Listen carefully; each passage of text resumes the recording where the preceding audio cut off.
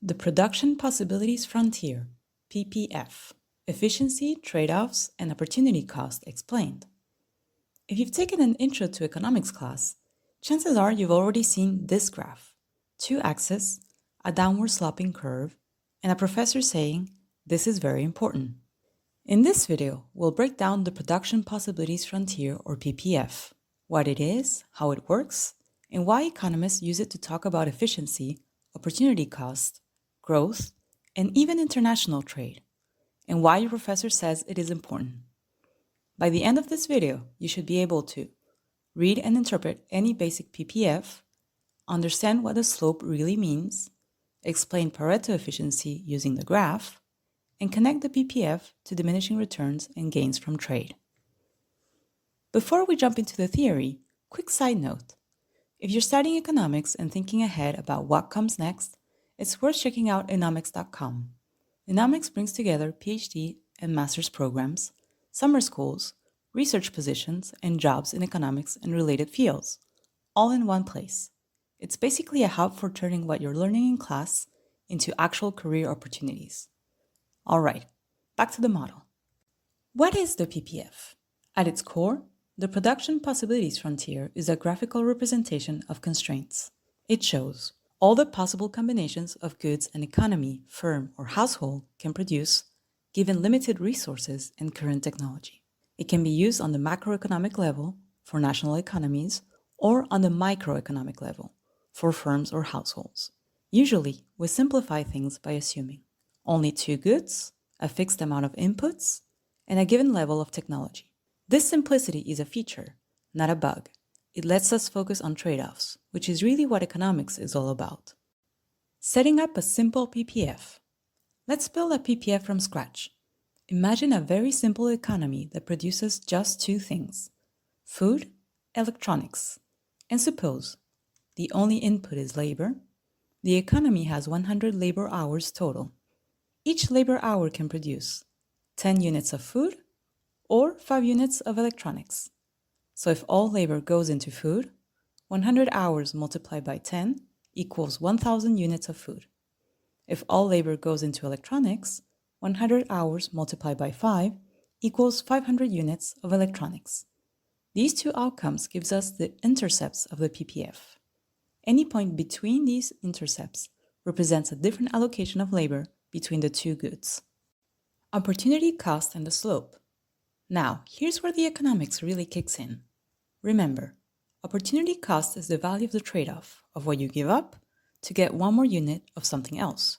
In our example, to produce more electronics, we must give up producing so much food. To produce more food, we must give up producing so much electronics. Because productivity is constant, the PPF is a straight line.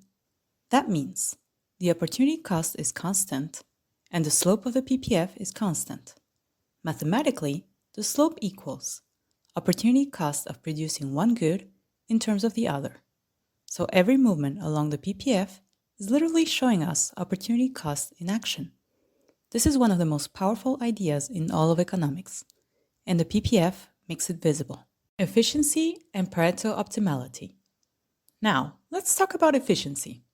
Every point on the PPF uses all available resources is Pareto efficient.